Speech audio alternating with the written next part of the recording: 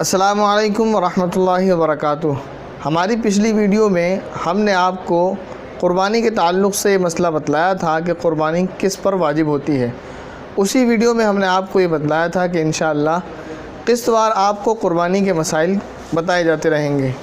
تو اسی قسط کو آگے بڑھاتے ہوئے آج ہم آپ کو قربانی کے تعلق سے اور چند مسائل بتلائیں گے۔ ہم نے اپنی پچھلی ویڈیو میں آپ کو بتلایا تھا کہ قربانی کس شرط کے ساتھ انسان پر واجب ہوتی ہے۔ ان تمام شرطوں میں سے ایک شرط یہ تھی کہ قربانی اس شخص پر واجب ہوتی ہے جو مالک نصاب ہو، یعنی جس کے پاس پیسہ ہو، جو مالدار ہو۔ آج ہم آپ کو چند مسائل بتلانے والے ہیں جو میں نے کچھ نوٹ کر کے رکھے ہیں، ان کی ہیڈنگز، تو وہی مسئلے آپ کو بتلانے ہیں۔ ان میں سے ایک مسئلہ آج یہ بتلانا ہے کہ غریب آدمی پر بھی ایک کنڈیشن ایسی ہے کہ اس پر قربانی واجب ہو جاتی ہے۔ ویسے تو قربانی کے لیے کئی شرطیں ہیں جو ہم نے آپ کو پچھلی ویڈیو میں بتلائی تھیں، لیکن ایک کنڈیشن ایسی بھی ہے کہ جس میں غریب آدمی پر قربانی واجب ہو جاتی ہے، اور وہ کنڈیشن یہ ہے کہ کوئی غریب آدمی ہے، اس پر قربانی واجب نہیں ہے، لیکن وہ قربانی کی نیت سے قربانی کا جانور خرید لایا۔ جب اس نے قربانی کی نیت سے قربانی کا جانور خرید لیا تو اب اس جانور کی قربانی کرنا اس پر واجب ہو گیا، لہذا اب اس پر قربانی کرنا واجب ہے، اگر نہیں کرے گا تو گناہ گار ہوگا۔ اسی طرح ہم نے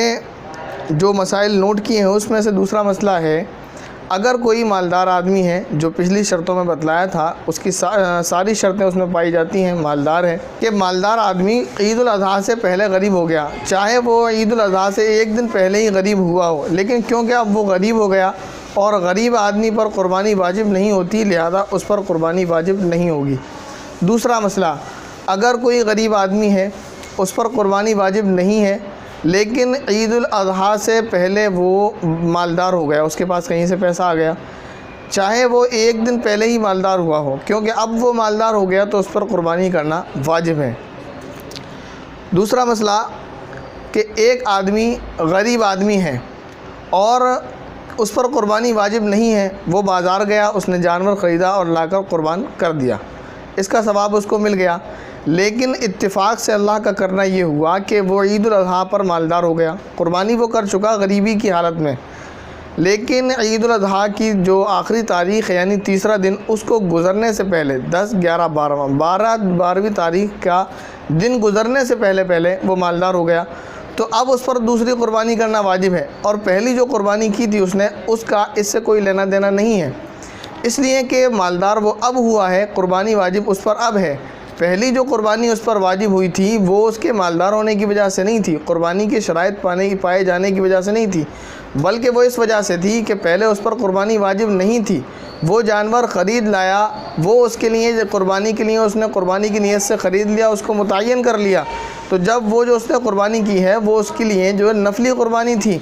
وہ قربانی اس کی نفلی قربانی ہو گئی، کیونکہ اس نے جانور کو خرید لیا تھا، جیسے پہلے مسئلہ بتایا، تو وہ قربان کرنا واجب ہو گیا، تو وہ اس کی قربانی غریبی کی حالت میں جو ہوئی تھی وہ نفلی قربانی ہے، وہ واجب قربانی نہیں ہے جو مالدار پر ہوتی ہے، اور وہ مالدار اب ہوا ہے، لہذا اس پر قربانی واجب ہے، وہ دوسری قربانی کرے گا۔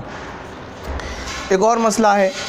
کوئی غریب آدمی ہے، وہ جانور خرید کر لایا قربانی کی نیت سے، وہ اس پر واجب ہو گیا کہ قربان کرے، اتفاق سے وہ جانور گم ہو گیا، تو اب اس پر دوسرا جانور خرید کر قربانی کرنا واجب نہیں ہے۔ اسی طرح اگر کوئی مالدار آدمی ہے، وہ کوئی جانور خرید کر لاتا ہے قربانی کے لیے، اتفاق سے اس کا جانور گم ہو گیا یا چوری ہو گیا، تو اب اس پر واجب ہے کہ وہ دوسرا جانور خرید کر لائے اور اس کی قربانی کرے۔ اسی طرح ایک اور مسئلہ ہے کہ وہ اس کا جو جانور گم ہوا تھا غریب آدمی کا، وہ گم ہونے کے بعد وہ ایک دوسرا جانور خرید لایا، کیونکہ اس کے دل میں یہ خواہش تھی کہ میں قربانی کروں،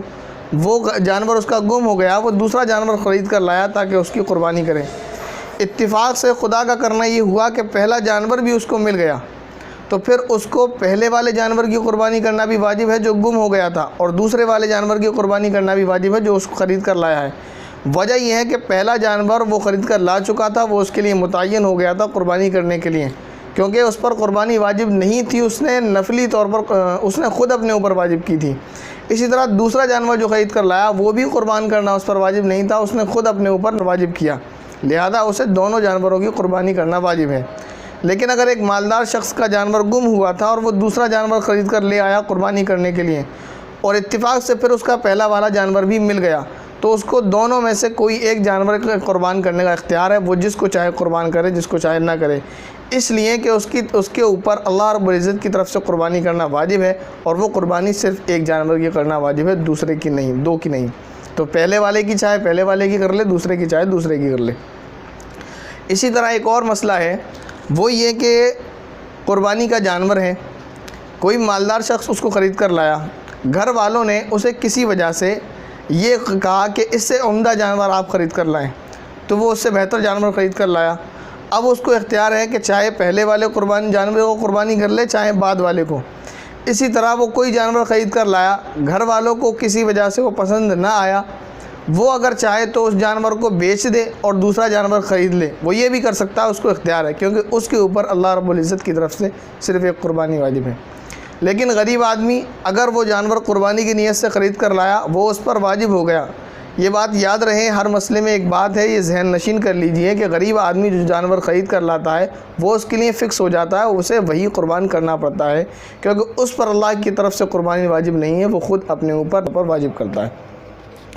تو اب وہ غریب آدمی جانور خرید کر لایا، اس کے گھر والوں نے پسند نہ کیا کسی وجہ سے، اب اگر وہ چاہے کہ میں اس جانور کو بیچ دوں، دوسرا جانور خرید کر لاؤں، تو اس کو اس چیز کا اختیار نہیں ہے، اس نے جو جانور خریدا ہے اس کو اسی کی قربانی کرنا ہوگی۔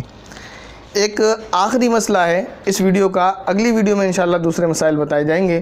وہ یہ کہ کوئی غریب آدمی کوئی جانور خرید کر لے کر آتا ہے، اتفاق سے قربان کرنے سے پہلے وہ جانور بچہ جن دیتا ہے، تو اس غریب آدمی پر اس جانور کی اور اس بچے کی دونوں کی قربانی کرنا لازم ہے۔